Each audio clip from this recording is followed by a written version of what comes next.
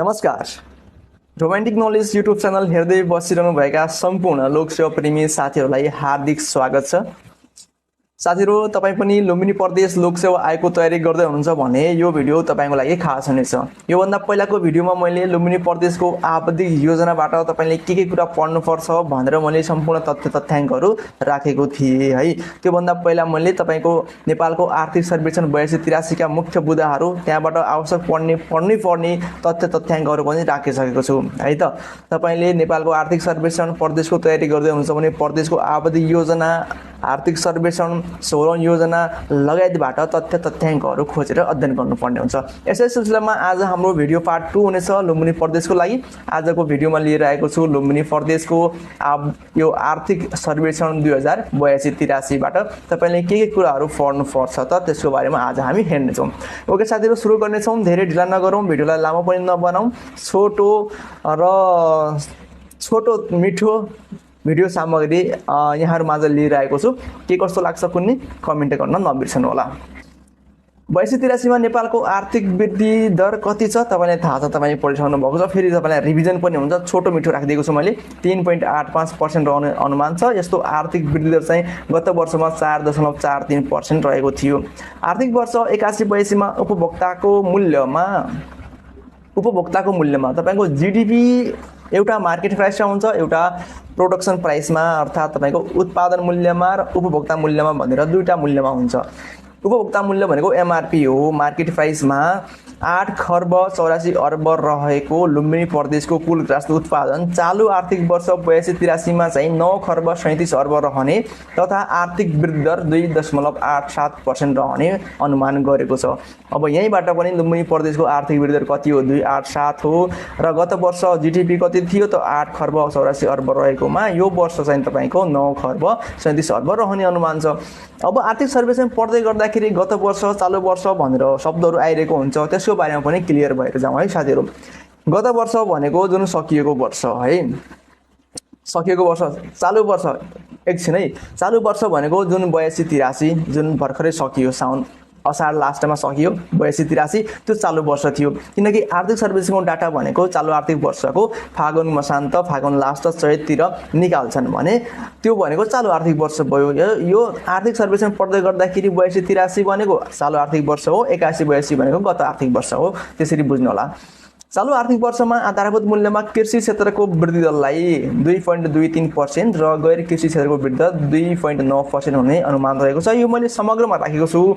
तल पनि छुट्टै हामी हेर्ने नै छौँ है। वृद्धि दर, जीडीपी, अर्थतन्त्र छुट्टै हेर्ने छौँ। एकछिन सरस्वतीलाई हेरौँ। 81-82 मा यस्तो कृषि क्षेत्रको वृद्धि दर 3.3% रहेको थियो भने गैर कृषिको चाहिँ 3.8 रहेको थियो। यो हामी पछि पनि हेर्ने नै छौँ। पछि हेर्नुभन्दा पनि मैले यहाँ अहिले पढ्नुभन्दा म सरस्वती अगाडि नै बढ्छु है त साथीहरू। तपाईँलाई आवश्यक छ भने यो स्क्रिनसट गर्नु होला। यसको बारेमा हामी फेरि भिडियोको अन्तिममा छँदैछ, यो मैले राखेको छु। यो चाहिँ सारांशमा हो है। आर्थिक वर्ष 82-83 मा नेपालको प्रति व्यक्ति कुल ग्रास उत्पादन 1513 अमेरिकी डलर रहेको छ भने लुम्बिनी प्रदेशको चाहिँ 1208 अमेरिकी डलर पुग्ने अनुमान रहेको छ। चालु आर्थिक वर्षमा 82-83 मा चाहिँ चालु आर्थिक वर्ष 82-83 मा सबभन्दा बढी बागमती प्रदेशको थियो भने सबभन्दा कम कसको थियो त? मध्य प्रदेशको थियो। बागमती प्रदेशको 2644 युएस डलर हो भने यो के भन्छ, मधेसको चाहिँ 934 अमेरिकी डलर। ल त्यस्तै कुल आयको बारेमा तपाईँले खासै पढ्नु परेन, यो एक्जामको लागि आवश्यक छैन। मैले यसमा राखिदिएको मात्रै छु। तपाईँलाई यो फ्री पिडिएफको नोट चाहिन्छ भने व्हाट्सएप गर्नु होला या कमेन्टमा लेख्नु होला, म चाहिँ तपाईँलाई पठाइदिनेछु है त। यसको बारेमा अर्को यहाँनिर हेर्नुहोस् त, लुम्बिनी प्रदेशका जिल्लाहरूमध्ये गरिबीको दर सबैभन्दा बढी बर्दियामा छ 39.97% र सबभन्दा कम चाहिँ रूपन्देहीमा 15.15% रहेको छ। यसको बारेमा फेरि हामी छुट्टै पढ्नेछौँ गरिबीको बारेमा। कपिलवस्तु जिल्लाको कृष्णसार नगरपालिकामा गरिबीको दर सबैभन्दा उच्च 64.23% रहेको छ है त। कपिलवस्तु जिल्लाका 3वटा स्थानीय तहमा गरिबीको दर 55% भन्दा बढी रहेको छ। राष्ट्रिय जनगणना 2078 अनुसार कर्णाली प्रदेशका बासिन्दाहरूको औसत आयु सबभन्दा बढी 72.5 वर्ष रहेको छ भने लुम्बिनी प्रदेशको बासिन्दाहरूको औसत आयु चाहिँ 69.5 वर्ष रहेको छ। लुम्बिनी प्रदेशको औसत आयु कति हो त? 69.5 वर्ष, जसमा महिला कति, पुरुष कति भनेर पनि सोध्न सक्छ। मैले यहाँ राखिदिएको छु। एकछिन पछि पनि हेर्ने नै छौँ है यसको बारेमा हामी। नेपालको कुल वन क्षेत्रमध्ये लुम्बिनी प्रदेशले नेपालको कुल वन क्षेत्रमध्ये लुम्बिनी प्रदेशले 16.1% हिस्सा ओगेट्छ र यो के भन्छ अर्को कुरा दुईटा तरिकाले हेर्नुपर्छ। मैले पहिला पनि भनेको छु, एउटा कुल वनमा प्रदेशले कति भूभाग ओगट्छ त, कुल वनमा प्रदेशको हिस्सा कति छ र प्रदेशको कुल भूभागमा वनको हिस्सा कति छ भनेर। नेपालको कुल वनमा 16.1% हिस्सा लुम्बिनी प्रदेशले ओगेट्छ, लुम्बिनी प्रदेशको वनले ओगेट्छ भनेको हो र प्रदेशको कुल भूभागको 57.2% चाहिँ वन क्षेत्रले ओगटेको छ। यो इम्पोर्टेन्ट छ, यो वन क्षेत्रको बारेमा चाहिँ नोट डाउन गर्नु होला। र यो तपाईको सरसर्ती थियो। वैकल्पिक ऊर्जा सहित 82 फागुनसम्म 99.1% जनसङ्ख्यामा विद्युत पहुँच पुगेको छ भने लुम्बिनी प्रदेशमा चाहिँ 98.6% जनसङ्ख्यामा विद्युतको पहुँच पुगेको छ। यो सरसर्ती हामीले सारांशमा हेर्यौँ। अब तपाईलाई विस्तृत रूपमा म यहाँ देखाउने छु। विस्तृत रूपमा हेर्दा पनि तपाईलाई मैले यहाँ फेरि राष्ट्रिय अर्थतन्त्र र आर्थिक वृद्धि सम्बन्धमा लिएको छु। मैले तपाईलाई चाहिँ नेपालको आर्थिक सर्वेक्षण 82-83 को भिडियो बनाउने बेला नै यी सबै कुराहरू राखिदिएको छु, तर पनि तपाईलाई रिभिजन हुन्छ, एकछिन यो पनि हेर्नु होला है त। आर्थिक वर्ष 82-83 मा आर्थिक वर्ष 82-83 मा नेपालको आर्थिक वृद्धि 3.85, गत आर्थिक वर्ष 4.43 थियो। आर्थिक वर्ष 82-83 मा तपाईको कृषि क्षेत्रको वृद्धि दरलाई हेर्ने हो भने 1.58%, गैर कृषिको वृद्धि दर 4.54%, गत वर्ष चाहिँ क्रमशः कति थियो 3.5 र 4.12 थियो। सरसर्ती हेर्नेछौँ। यो तपाईलाई रिभिजन मात्रै हो, पहिलाको भिडियोमा मैले धेरै विस्तृतमा कुरा गरिसकेको छु। चालु आर्थिक वर्षको कुल राष्ट्रिय उत्पादनमा चाहिँ कृषि क्षेत्रको योगदान हेर्ने हो भने 24% हो, गैर कृषि क्षेत्रको योगदान हेर्ने हो भने 76% हो। गत वर्षमा चाहिँ 24.8 र 75.2% रहेको थियो। आर्थिक वर्ष 82-83 मा प्राथमिक क्षेत्रको वृद्धि दर 1.63 हो, 1.63% हो। द्वितीय क्षेत्रको वृद्धि दर हेर्ने हो भने 5.77 छ। सेवा क्षेत्रको वृद्धि दर हेर्ने हो भने 4.21 रहेको छ। गत वर्ष क्रमशः 3.1, 3.40 र 4.36 रहेको छ। यो वृद्धि दर कृषिको योगदान, सेवा क्षेत्रको योगदान, द्वितीय क्षेत्रको योगदान है, प्राथमिक क्षेत्रको योगदान है, यो कुरा चाहिँ सोधिराख्छ। यसलाई चाहिँ नोट डाउन गर्नु होला। गत आर्थिक वर्षमा चाहिँ यस्तो योगदान क्रमशः मैले यहाँ राखिदिएको छु। गत आर्थिक वर्ष भनेको 81-82 मा हो। तपाईको प्राथमिक क्षेत्रको योगदान भनेको 24.96 थियो, द्वितीय क्षेत्रको योगदान 13.25 थियो, सेवा क्षेत्रको चाहिँ 61.80 रहेको थियो। चालु आर्थिक वर्षमा यस्तो योगदान हेर्ने हो भने यो भनेको प्रदेशको होइन है, फेरि हामी राष्ट्रिय अर्थतन्त्रको कुरा गर्दैछौँ। प्रदेशको अर्थतन्त्र एकैछिनपछि आउनेछ।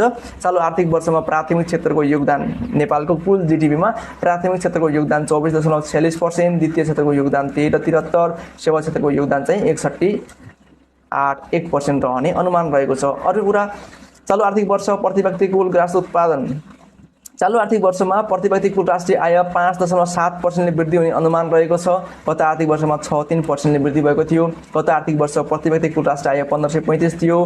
प्रति व्यक्ति कुल राष्ट्रिय आय 1535 US डलर थियो। खर्च योग्य आय 1994 थियो भने खर्च योग्य आय चाहिँ 2044 US डलर रहेको छ। ओके साथीहरु, अब हेर्नेछौँ हामी प्रदेशको अर्थतन्त्र। अहिलेसम्म माथि हामीले चाहिँ राष्ट्रिय अर्थतन्त्र अर्थात् तपाईको नेपालको आर्थिक सर्वेक्षणका केही मुख्य तथ्याङ्कहरूलाई रिभिजन मात्रै गर्यौं। मैले त्यस्तो आर्थिक सर्वेक्षणको भिडियो चाहिँ छुट्टै बनाइसकेको छु है। प्रदेशको आर्थिक सर्वेक्षण पढ्दै गर्दाखेरि तपाईले राष्ट्रिय अर्थतन्त्रलाई पनि रिभिजन गर्नै पर्छ, एक्जाममा आउन सक्छ भन्ने मनसाले मैले फेरि प्रत्येक प्रदेशको आर्थिक सर्वेक्षणको भिडियो बनाउने बेला राष्ट्रिय अर्थतन्त्रलाई पनि राखिदिएको छु। यसमा तपाई झ्याउ नमान्नु होला। अब हामी हेर्नेछौँ प्रदेशको अर्थतन्त्र र आर्थिक वृद्धि सम्बन्धमा हेर्नेछौँ। यो तपाईँ स्किम नगरी मजाले नोट डाउन गर्नु होला। सबै कुराहरू यसमा मैले राखिदिएको छु।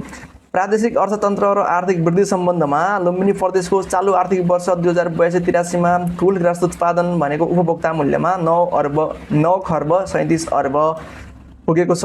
यति पुग्ने अनुमान हो है। यो जीडीपी हो, प्रदेशको जीडीपी। यो जीडीपीमा आर्थिक वृद्धि दर भनेको तपाईको 2.87% हुने अनुमान गरेको छ।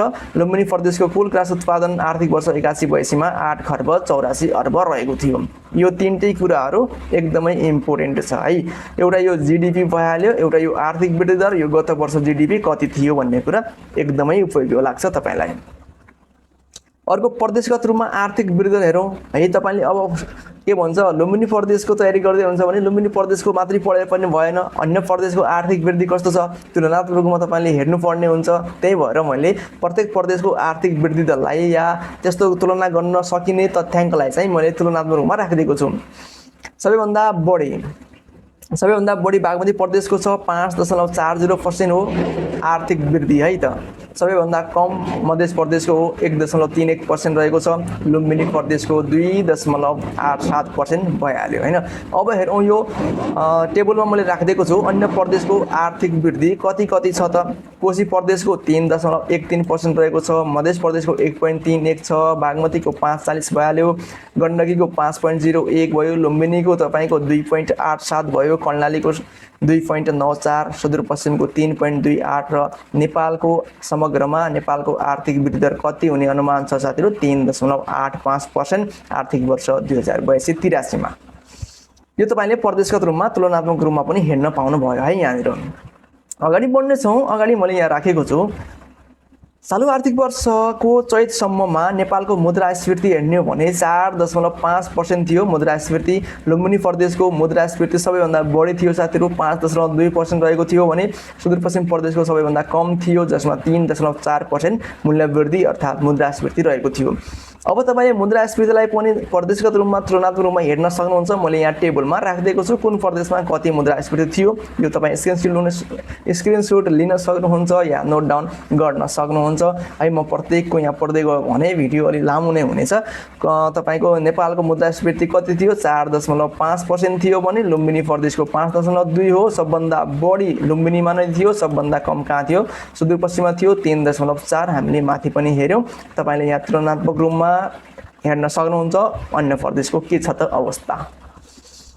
अगाडि बढ्ने छु। अगाडि अर्को यहाँ रहेको छ चालु आर्थिक वर्ष 2082-83 मा कुल ग्रास उत्पादनमा लुम्बिनी प्रदेशको चालु आर्थिक वर्ष 82-83 मा एकैछिन है।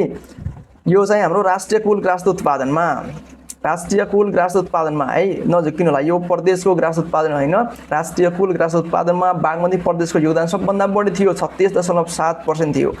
कर्णाली प्रदेशको सबभन्दा कम थियो 4.2 थियो र लुम्बिनी प्रदेशको चाहिँ 14.2% योगदान थियो। तपाईलाई सोध्छ कुन प्रदेशको योगदान कति छ अर्थात् राष्ट्रिय कुल ग्रास उत्पादनमा लुम्बिनी प्रदेशको योगदान कति हो भनेर सोध्यो भने 14.2%। अब तपाईले अन्य प्रदेशको सबै प्रदेशको यहाँ तुलनात्मक रूपमा हेर्न सक्नुहुन्छ।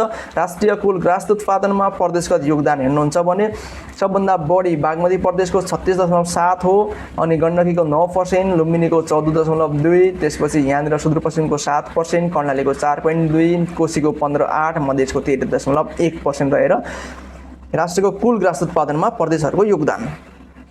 अगाडि बढ्ने छु। अगाडि यहाँ रहेको छ चालु आर्थिक वर्षमा लुम्बिनी प्रदेशको कुल ग्रास उत्पादन आधारभूत मूल्यमा यो माथि पनि हेर्छौँ हामीले 9 खर्ब 37 अर्ब पुग्ने अनुमान छ यो जीडीपी मा। अब माथि यो यहाँनिर यो भनेको तपाईको राष्ट्रको कुल जीडीपी मा कुन प्रदेशको योगदान कति छ भनेर हेर्यौं।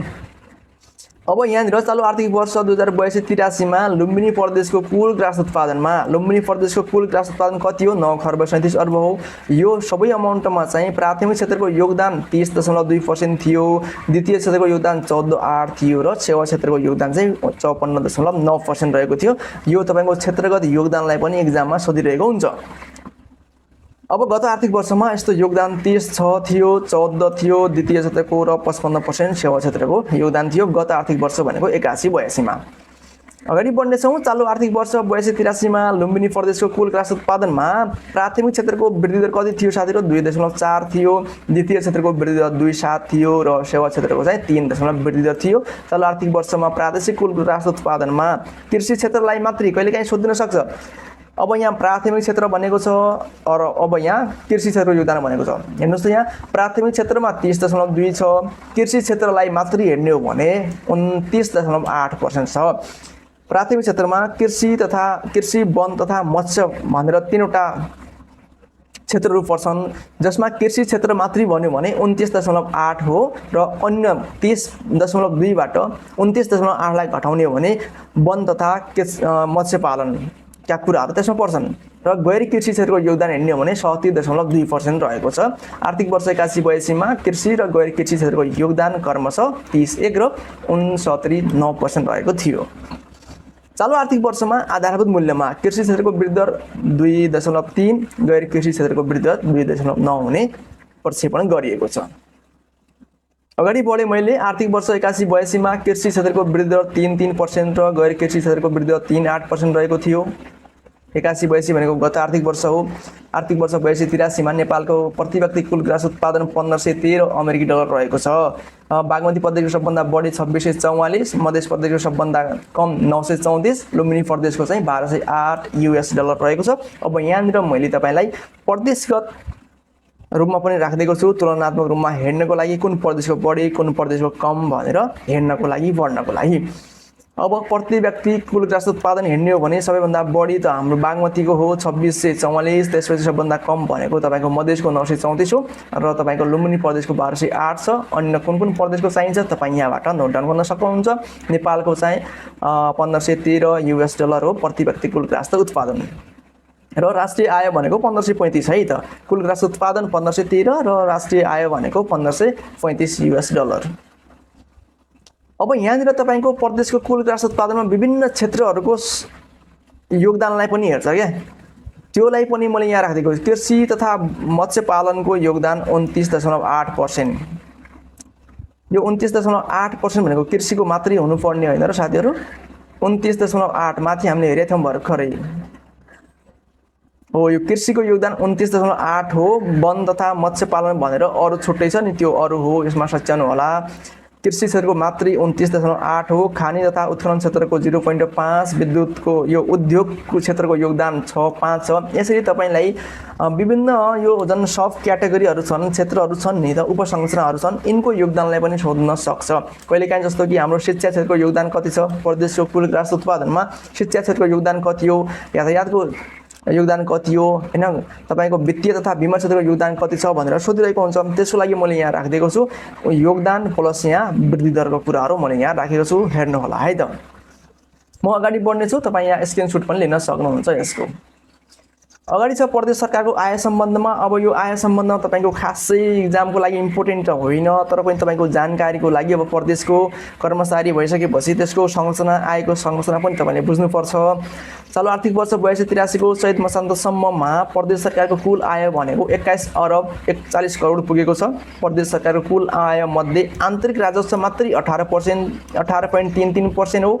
राजस्वको बाँडफाँडबाट प्राप्त भएको राजस्व के भन्छ, बाँडफाँडबाट प्राप्त राजस्वको हिस्सा भनेको 37.95 हो। सङ्घबाट वित्तीय हस्तान्तरणबाट आएको 40.89 हो र अन्य प्राप्ति 2.83 गरेर जम्मा भनेको तपाईको प्रदेशको आम्दानी 21 अरब 41 करोड पुगेको थियो। र तपाईको प्रदेश सरकारको आयको संरचनामा कुन कुन क्षेत्रबाट कति पर्सेन्टेज छ मैले यहाँ चार्टमा पनि राखिदिएको छु, हेर्न सक्नुहुन्छ है त। ओके, म अगाडि बढ्ने छु। चालु आर्थिक वर्ष 82-83 को वैशाख मसान्तसम्म लुम्बिनी प्रदेश सरकारको कुल खर्च सबैभन्दा बढी 39.9% रहेको छ, जसमा चालुतर्फ 42.7%, पुँजीगतमा यति भयो। त्यसपछिको बढी खर्च कोशी प्रदेशको, जुन तपाईको राजस्व सङ्कलन हुन्छ प्रदेशको, त्यो राजस्व मध्ये कति पर्सेन्ट खर्च पुँजीगतमा भयो, कति प्रशासनमा भयो, कति कहाँ भयो भनेर पनि यहाँ राखिदिएको छ। यो तपाईको एक्जामको लागि खासै आवश्यक चाहिँ छैन, त्यही पनि आवश्यक पर्छ भने हेर्नु होला, मैले त्यतिकै राखिदिएको छु। त्यति आवश्यक छैन, म अगाडि बढ्छु है त। यो अर्को कुरा हेर्नेछौँ, यहाँ बैंक तथा वित्तीय संस्था, सहकारी र बीमा सम्बन्धमा हेर्नेछौँ। 82 को चैत मसान्तसम्म नेपालबाट 20 वटा वाणिज्य बैंक, 17 वटा विकास बैंक, 17 वटा वित्त कम्पनी र 51 वटा लघुवित्त वित्तीय संस्था र एउटा पूर्वाधार बैंक गरी पूर्वाधार विकास बैंक गरी 106 वटा बैंक तथा वित्तीय संस्थाहरू र तिनका शाखाहरू सञ्चालनमा रहेका छन्। लुम्बिनी प्रदेशमा मात्रै हेर्ने हो भने 2138 बैंक तथा वित्तीय संस्थाका शाखाहरू सञ्चालनमा रहेका छन्। प्रदेशगत रूपमा हेर्दा बागमती प्रदेशमा सबभन्दा बढी 2967 वटा बैंक तथा वित्तीय संस्थाहरू सञ्चालनमा छन् बागमती प्रदेशमा। अब राजधानी हो, सबभन्दा बढी नहुने कुरै भएन। कर्णाली प्रदेशमा सबभन्दा कम 478 वटा बैंक तथा वित्तीय संस्थाका शाखा मात्रै रहेका छन्। अब तपाईले प्रदेशगत रूपमा कुन बैंक, क वर्ग, ख वर्ग, ग कुन वर्गको कुन प्रदेशमा कतिवटा छन् त शाखाहरू हेर्नको लागि यो टेबल तपाईलाई चाहिन्छ है त। क वर्ग, ख वर्ग, ग जम्मा यहाँ छन्। कोशी प्रदेशमा जम्मा 846 वटा, मधेसमा 746 वटा, बागमतीमा 8118 वटा, अनि यहाँ घ वर्गका, अनि यहाँ कुल जम्मा भनेर यहाँ रहेको छ। तपाईलाई आवश्यक पर्छ भने यो टेबललाई स्क्रिनशट गर्न सक्नुहुन्छ या नोट डाउन गर्न सक्नुहुन्छ। एक्जामको लागि सोध्ने भनेको अब बैंक तथा वित्तीय संस्थाहरू कति छन् भनेर सोध्ने हो। अब यो आवश्यक छ भने राख्नु होला, त्यति खासै इम्पोर्टेन्ट मलाई लागेन। अर्को कुरा लुम्बिनी प्रदेशका सबै 109 वटै स्थानीय तहमा बैंक तथा वित्तीय संस्थाहरू अर्थात् वाणिज्य बैंकका शाखाहरू स्थापना भएका छन्। हो 109 वटा स्थानीय तह रहेका छन् लुम्बिनी प्रदेशमा। ती सबै स्थानीय तहमा बैंक तथा वित्तीय संस्थाको शाखा पुगेका छन्। 82 को चैत मसान्तसम्ममा वाणिज्य बैंकका 744 वटा, विकास बैंकका 252 वटा, वित्त कम्पनीका 47 वटा, लघु वित्तीय संस्थाका 1096 गरी कुल 8138 बैंक तथा वित्तीय संस्थाका शाखा रहेका छन् लुम्बिनी प्रदेशमा। बीमा कम्पनीको प्रदेशगत शाखा विवरण हेर्दाखेरि 82 को फागुनमा बीमकको 2000, यो बीमाको कुराहरू त खासै इक्जामको लागि आवश्यक पर्दैन, त्यही पनि जानकारीको लागि हेरिराख्नु होला है त। ल म अगाडि बढ्छु। अर्को कुरा आर्थिक वर्ष 82-83 को चैत मसान्तमा लुम्बिनी प्रदेशमा 14 वटा जीवन बीमा कम्पनीहरू, 14 वटा निर्जीवन बीमा कम्पनीहरू, 7 वटा लघु बीमा कम्पनीहरू, 2 वटा पुनर्बीमा र जम्मा तपाईको जोड्दाखेरि 37 वटा कम्पनीबाट बीमा सेवाहरू प्रदान गरिरहेको छ। यस आर्थिक वर्षको चैत मसान्तसम्ममा 20.52% जनसङ्ख्याले बीमा सेवा लिएको देखिन्छ। लुम्बिनी प्रदेश सरकारको नियमनको अधिकार क्षेत्रभित्र 83 को वैशाख मसान्तसम्ममा जम्मा 848 वटा सहकारी संस्थाहरू दर्ता भएका छन्, जसमध्ये बहुउद्देश्य कति छन्, बचत ऋण सहकारी कति छन्, कृषि सहकारी कति छन् भनेर पनि तपाईले हेर्नुहोला जानकारीको लागि। इक्जाममा त त्यति खासै इम्पोर्टेन्ट छैन। 83 वैशाख मसान्तसम्म लुम्बिनी प्रदेशको रूपन्देही जिल्लामा सबभन्दा बढी 240 वटा सहकारी संस्थाहरू सञ्चालनमा रहेका छन् है त। ल त्यसलाई छोडौँ, खासै इम्पोर्टेन्ट छैन। अब गरिबी निवारण, मानव विकास सूचकाङ्क र रोजगारी सम्बन्धमा यसमा चाहिँ तपाईको एकदमै इम्पोर्टेन्ट तथ्याङ्कहरू छन्, ध्यान दिएर हेर्नुहोला, सुन्नुहोला, नोट डाउन गर्नुहोला है त। नेपाल सरकारको गरिबी निवारण नीति 2076 ले सहकारी मार्फत गरिबी निवारण गर्ने लक्ष्य राखेको छ। सन् 2100 सम्म निरपेक्ष गरिबीको अन्त्य गर्ने र बहुआयामिक गरिबीलाई चाहिँ 3% मा झार्ने सीमित गर्ने लक्ष्य लिएको छ। यो 2100 भनेको दीर्घकालीन सोच हो। दीर्घकालमा चाहिँ नेपालमा गरिबी, निरपेक्ष गरिबी 0 मा झार्ने र बहुआयामिक गरिबी 3% मा झार्ने लक्ष्य छ। तपाईले त्यो पढिसक्नु भएको छ होला है त। सामाजिक क्षेत्रका परिसूचकमा भएको सुधार लगायतको कारणले निरपेक्ष गरिबी 20.27% र बहुआयामिक गरिबी 17.4% मा झरेको छ। मानव विकास सूचकाङ्क 0.622 पुगेको छ। उपभोगमा आधारित गिनी सूचकाङ्क 0.30 र लैङ्गिक विकास सूचकाङ्क 0.885 रहेको छ। लुम्बिनी प्रदेशको निरपेक्ष गरिबी हेर्ने हो भने 24.35% रहेको छ भने बहुआयामिक गरिबी 18.20% मा रहेको छ। नेपाल जीवन स्तर सर्वेक्षण 79-80 को प्रतिवेदन अनुसार नेपालको सालाखाला गरिबीको रेखा प्रति वर्ष 72,908 रुपैयाँ निर्धारण गरेको छ। यो इम्पोर्टेन्ट छ है। गरिबीको रेखा जुन हामी भन्छौँ त्यसको सीमा कति हो त, कति रुपैयाँसम्मको सीमा मानेको छ भनेर सोध्न सक्छ। गरिबीको रेखाको लागि प्रति व्यक्ति प्रति वर्ष 72,908 रुपैयाँ निर्धारण गरेको छ। खाद्य तथा गैर खाद्यको गरिबी रेखा क्रमशः 35,029 रु र तपाईको 37,879। खाद्य तथा गैर खाद्यको गरिबीको रेखा भनेको छ। यसमा लुम्बिनी प्रदेशको शहरी तथा ग्रामीण क्षेत्रको गरिबीको रेखा हेर्ने हो भने शहरमा कति, ग्रामीणमा कति, त्यो पैसा क्या, सहरमा कति पैसा, कति आम्दानी गर्ने, कति आम्दानी गर्नेलाई गरिबीको रेखामुनि राखेको छ भन्ने कुरा यहाँ निर्धारण गरिएको छ। जीवनयापनको लागि न्यूनतम आवश्यकताको लागि सबभन्दा कम मध्य प्रदेशको ग्रामीण क्षेत्रमा प्रति व्यक्ति प्रति वर्ष 47,344 रहेको छ भने सबैभन्दा बढी काठमाडौँ उपत्यकाको प्रति व्यक्ति प्रति वर्षहरू 1,29,934 रुपैयाँ निर्धारण गरेको छ। यो एकदमै जानकारीमूलक र इक्जाममा सोध्न सक्ने कुराहरू यसमा रहेको छ। गरिबीको रेखामुनि रहेको जनसङ्ख्याको राष्ट्रिय औसत 20.27% हुँदा लुम्बिनी प्रदेशको चाहिँ 24.35% रहेको देखिन्छ। प्रदेशगत रूपमा सुदूरपश्चिममा सबभन्दा बढी गरिबी छ 34.16% र गण्डकीमा सबभन्दा कम 11.88% गरिबीको रेखामुनि रहेको जनसङ्ख्या छ। अब प्रदेशगत रूपमा पनि कुन प्रदेशमा कति गरिबी छ त्यो पनि हेर्नु पर्यो। त्यसको लागि मैले एउटा चार्ट यहाँ तानेको छु, यो चार्ट हेर्न सक्नुहुन्छ है त। यो भनेको यो कलरको जुन छ नि, यो भनेको 74 सालमा कति थियो, 74 को र यो भनेको 79 को सर्वेक्षणले कति बतायो भन्ने कुरा हो। तपाईँ यहाँ हेर्न सक्नुहुन्छ। म चाहिँ अगाडि बढ्छु। अर्को कुरा यहाँ छ, गरिबीको रेखामुनि रहेको जनसङ्ख्या गरिबीको रेखाभन्दा औसत कति टाढा छन् भन्ने मापन गर्ने गरिबीको विषमता सूचक यस प्रदेशको 5.8% रहेको छ। के भन्छ, गरिबीको रेखामुनि रहेको जनसङ्ख्या गरिबीको रेखाभन्दा औसत कति टाढा छ त, यो मापन गर्ने गरिबीको विषमता रहेछ। साथै गरिबहरू बीचको असमानता मापन गर्ने गरिबीको गहनता सूचक 1.99% रहेको देखिन्छ, जुन राष्ट्रिय सूचक क्रमशः 4.52 र 1.48 भन्दा बढी हो। लुम्बिनी प्रदेशका जिल्लाहरूमध्ये गरिबीको दर सबभन्दा बढी बर्दियामा 39.97% र सबभन्दा कम रूपन्देहीमा 15.15% रहेको छ। प्रदेशका स्थानीय तहहरूमध्ये सबभन्दा कम गरिबीको दर रूपन्देही जिल्लाको तिलोत्तमा नगरपालिकामा 3.96% रहेको छ। कपिलवस्तु जिल्लाको कृष्णसार नगरपालिकामा गरिबीको दर सबैभन्दा उच्च 64.23% रहेको छ। त्यस्तै गरेर पोषण, बाल मृत्युदर, शिक्षा, खाना पकाउने, इन्धन, सरसफाइ, खानेपानी सुविधा यी सबै कुराहरू समेट्ने बहुआयामिक गरिबीको दर नेपालको 70.4% छ भने लुम्बिनी प्रदेशको 18.2% रहेको छ। त्यो कुरा पनि इम्पोर्टेन्ट नै छ। लुम्बिनी प्रदेशमा 2014 मा 29.9% बहुआयामिक गरिबी रहेकोमा 2019 मा आएर 11.7% बिन्दुले सुधार भएर 18.2% मा झरेको छ। बहुआयामिक गरिबीको दरलाई प्रदेशगत रूपमा हेर्दा सबभन्दा कम बागमती प्रदेशमा 7% र सबभन्दा बढी कर्णाली प्रदेशमा 39.5% रहेको छ। लुम्बिनी प्रदेशको बहुआयामिक गरिबी 18.2% रहेको छ, जुन राष्ट्रिय दरभन्दा 0.8% ले बढी हो। कर्णाली प्रदेशका बासिन्दाहरूको औसत आयु सबभन्दा बढी 72.5 वर्ष रहेको छ भने लुम्बिनी प्रदेशका बासिन्दाहरूको सबभन्दा कम रहेको छ 59.5 वर्ष रहेको छ। लुम्बिनी प्रदेशमा पुरुषको औसत आयु 66.1 र महिलाको चाहिँ 72.5 वर्ष रहेको छ। साथै प्रदेशमा महिलाको औसत आयुको तुलनामा पुरुषको चाहिँ औसत आयु कम रहेको देखिन्छ। पुरुषभन्दा महिला बढी बाँच्ने रहेछन् औसतमा है त। यो कुरा छ। अब तपाईले प्रदेशगत रूपमा पुरुषको औसत आयु, महिलाको औसत आयु र जम्मा औसत आयुलाई यहाँ प्रदेशगत रूपमा हेर्न सक्नुहुन्छ। कोशी प्रदेशमा 70.4, मधेसमा 71.8, बागमतीमा 72.4, गण्डकीमा 72.1, लुम्बिनीमा सबभन्दा कम 69.5, कर्णालीमा सबभन्दा बढी 72.5, सुदूरपश्चिममा 71.3 र तपाईको नेपालको नै 71.3 वर्ष नेपालको के छ औसत आयु रहेको छ। पछिल्लो नेपाल मानव विकास प्रतिवेदन अनुसार लुम्बिनी प्रदेशको मानव विकास सूचकाङ्क हेर्ने भने 0.563 रहेको छ, जुन राष्ट्रिय औसत 0.587 भन्दा कम हो। राष्ट्रिय औसत 0.587 कहाँबाट आयो यहाँ?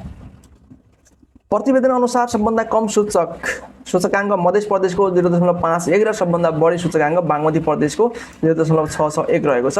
यहाँनिर तपाईको एसडीआई 2020 को तथ्याङ्क मैले यहाँ तानेको छु। यसमा कोशी प्रदेशको यति, यसमा यस्तै सुदूरपश्चिम नेपालको 2020 को एसडीआई सूचकाङ्कले 0.587 देखाएको हो।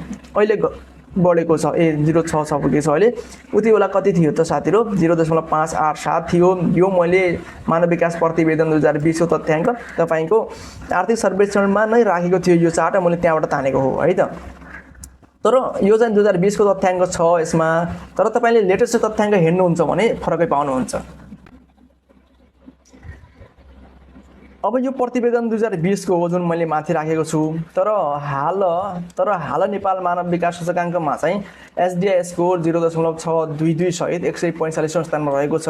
यो 2020 को जुन यो माथि छ नि यो 2020 को तथ्याङ्क हो। तर आर्थिक सर्वेक्षण अहिले 82-83 को आर्थिक सर्वेक्षण पब्लिस गर्दासम्म पनि त्यो आर्थिक सर्वेक्षणमा यो नै चार्ट राखेको छ के। तर मानव विकास सूचकाङ्कको जुन पछिल्लो प्रतिवेदन हेर्ने हो भने तपाईको नेपालको कुराहरू छन् साथीहरु, ध्यान दिएर सुन्नु होला। नेपालको कुल ग्रास उत्पादन जीडीपी मा कृषि क्षेत्रको योगदान 24% रहेको छ। यो हामीले माथि हेर्यौं है। अनि कुल जनसंख्याको 62% चाहिँ जनसंख्या कृषिमा आश्रित रहेको छ। कृषिमा आश्रित जनसंख्या 62% रहेको छ। मुलुकको समग्र कृषि उत्पादनमा लुम्बिनी प्रदेशको योगदान हेर्ने भने 17.6% रहेको छ। वन अनुसन्धान तथा प्रशिक्षण केन्द्रको प्रतिवेदन 24 अनुसार नेपालको कुल भूभागको 43.38% वन र 2.70% झाडी बुट्यान गरी जम्मा वनले ढाकेको क्षेत्रफल कुल भूभागको 46.8% पुगेको छ। नेपालमा वन क्षेत्र कति छ? 46.08% पुगेको छ। 1990 को दशकमा नेपालको कुल क्षेत्रको 39.6% वन क्षेत्र रहेकोमा 2015 मा भने 44.74% र 2019 मा 45.31% रहेको थियो भने अहिलेको आर्थिक सर्वेक्षणले 46.08% वन क्षेत्र रहेको देखाएको छ। नेपालको कुल वन क्षेत्रमध्ये लुम्बिनी प्रदेशले 16.1% हिस्सा ओगटेको छ। यस प्रदेशको कुल भूभागको 57.2% वन क्षेत्रले ढाकेको छ। सन् 2025 मा लुम्बिनी क्षेत्रमा आएका कुल 11,26,411 पर्यटक मध्ये 14% तेस्रो मुलुकका, 24% भारतीय र 62% नेपाली पर्यटकहरू रहेका थिए।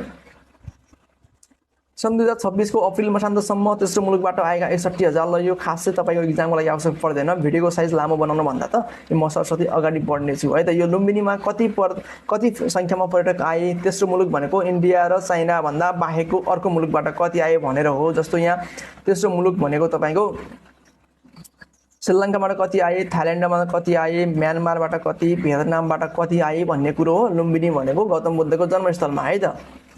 त्यो कुरा छ, त्यसलाई छोडौँ, अगाडि बढौँ है। ऊर्जा सम्बन्धमा पनि हेरौँ, केही महत्त्वपूर्ण तथ्याङ्कहरू यहाँ रहेको छ। ऊर्जा सम्बन्धमा वैकल्पिक ऊर्जा सहित 2082 को फागुनसम्ममा 99.1% जनसङ्ख्यामा राष्ट्रिय प्रसारण ग्रिडबाट विद्युत पहुँच पुगेको छ। कर्णाली र सुदूरपश्चिम प्रदेशमा विद्युत पहुँच राष्ट्रिय औसतभन्दा न्यून रहेको छ भने लुम्बिनी प्रदेशको 98.6% जनसङ्ख्यामा विद्युतको पहुँच पुगेको छ।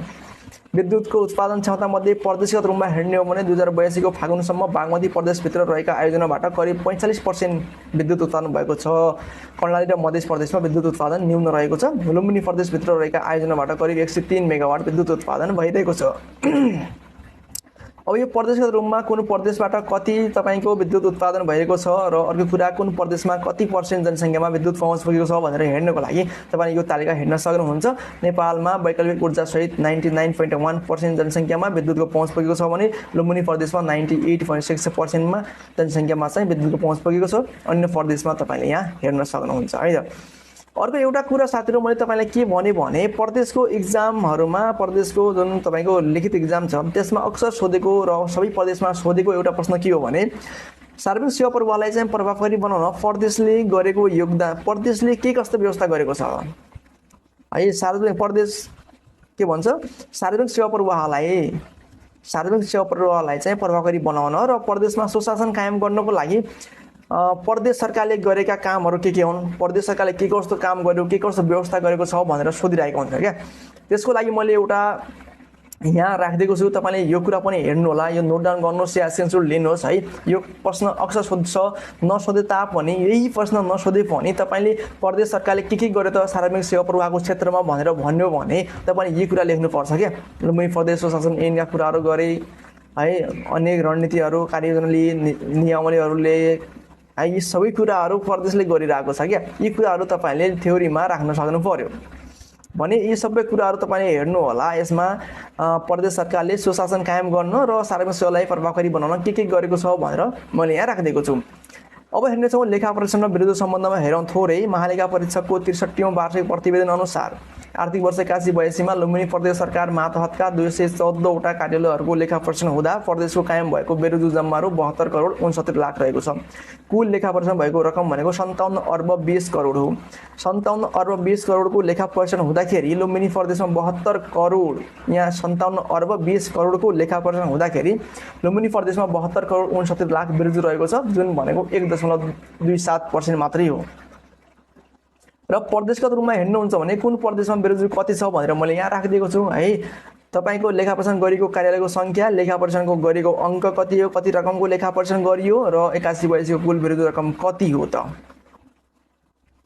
यहाँ रहेको छ। बेरोजगार पर्सेन्ट पनि यहाँ रहेको छ है त। ल यो चाहिँ तपाईको 63औं वार्षिक प्रतिवेदन 2083 मा पब्लिक भएको डाटाबाट मैले यहाँ तानेको छु, तपाई यहाँ हेर्न सक्नुहुन्छ। लुम्बिनी प्रदेशको 1.27% रहेको छ।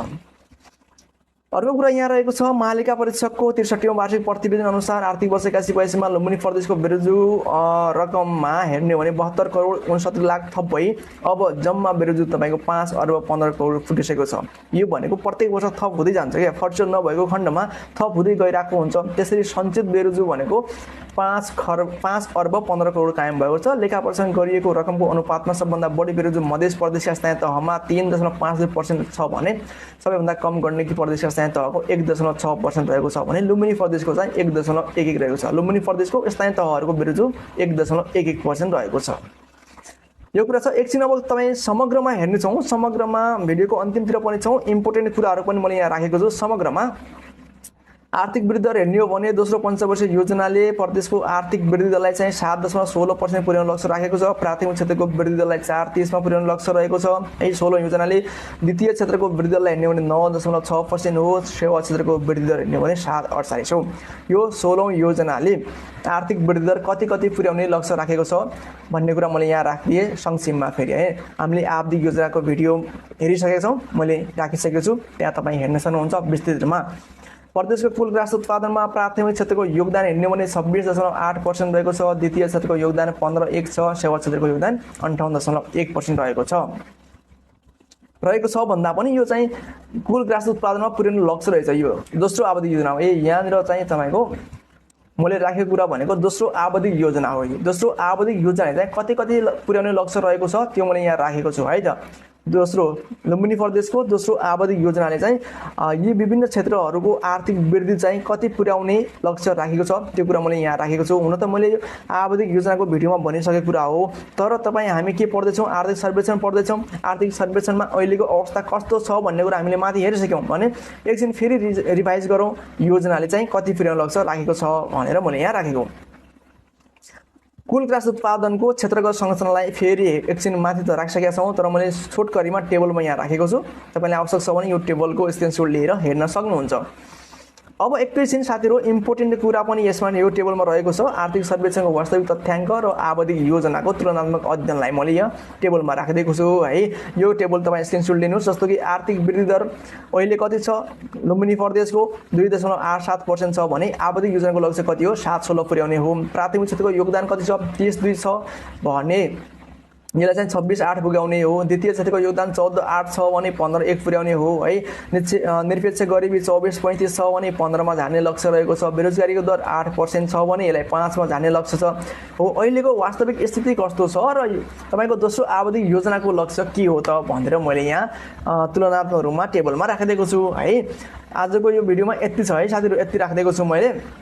एउटा अन्तिम कुरा साथीहरु, अन्तिम समय हेर्नुभयो भने 12 नम्बरको हेर्नुहोस् त, विद्युत उत्पादन जडित क्षमता 103 मेगावाट छ भने अहिले लुम्बिनी प्रदेशको उत्पादन यसलाई चाहिँ कति पुर्याउने लक्ष्य राखेको छ दोस्रो आवधिक योजनाले, त्यो कुरा तपाईँ हेर्नु होला है त, कमेन्ट गर्नु होला। यसरी साथीहरु आर्थिक सर्वेक्षण 8283 का मुख्य मुद्दाहरू यहाँ मैले राखेको छु। आशा छ यो भिडियोले तपाईलाई तयारीको क्रममा एकदमै फाइदा पुर्याउनेछ।